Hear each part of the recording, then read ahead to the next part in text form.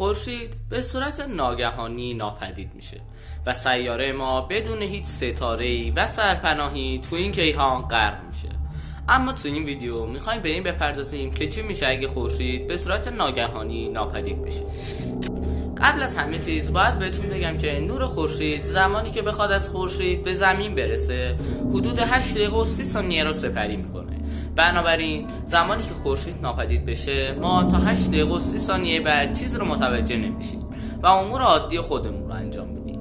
اما بعد از اینکه این 8 دقیقه سپری بشه زمین و ساکنانش چنان تاریکی رو تجربه میکنن که حتی تصورش هم غیر ممکنه.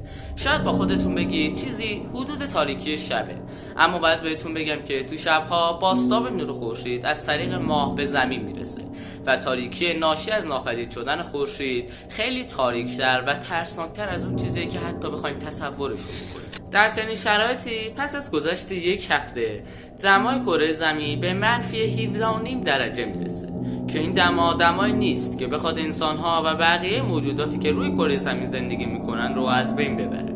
البته اگه این رو در نظر نگیریم که با از بین رفتن خورشید گیاهان دیگه نمیتونن فتوسنتز کنن و در نهایت دیگه غذایی باقی نمیمونه که انسان‌ها بخوان از اونها تغذیه کنن. بعد از گذشت حدود 1 سال دمای کره زمین به -70 درجه میرسه که این دما برای پایان دادن به نسل بشر کافیه. حالا اگه فرض بگیریم که چند نفر با استفاده از تونل‌های زیرزمینی بتونن زنده بمونن، در اثر کمبود ویتامین دی استخونای اونا بسیار شکننده میشه، در صورتی که ممکنه حتی در اثر کوچکترین ضربه ها هم شکستگی هایی به وجود بیاد که باعث مرگ اونا بشه. اگه تا قبل از گذشت 1 سال همه کشورهای جهان تصمیم بگیرن که با هم دیگه صلح کنن و از نیروی الکتریسیته به بهترین شکل ممکن استفاده کنن و اونو بهینه مصرف کنن، ما میتونیم با ذخیره نیروی الکتریکی که داریم با استفاده از دستگاه‌های اکسیژن تولید کنیم. چون در اثر ناپدید شدن خورشید و در اثر سرمای بسیار شدید جو و اکسیژن به طور کامل نابود میشن و از این طریق راه برخورد شهاب‌سنگ‌ها با کره زمین باز میشه. علاوه بر اون خورشید با جرم و گرانش بسیار زیادی که داره عامل تو مدار نگه داشتن و چرخش سیارات به دور خودشه.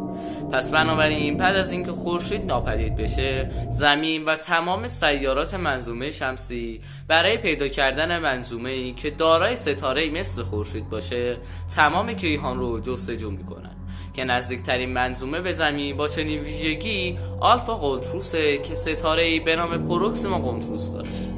مسئله بعدی رفتن به اون منظومه است که اگه فرض بگیریم زمین در حال رسیدن به اون منظومه گیر سیاه‌چاله‌ای نیفته و یا با شهاب‌سنگی برخورد نکنه، این عمل میلیون‌ها سال زمان میبره که به احتمال زیاد دیگه انسانی زنده نیست که بخواد زمین رو توی یک منظومه جدید ببینه، گرچه که خورشید حدود 4.5 میلیارد سال دیگه منفجر میشه. اما من مطمئنم که دانشمندان تو اون زمان یه فکری به حال خورشید میکنن. موفق باشید، روزتون خوش.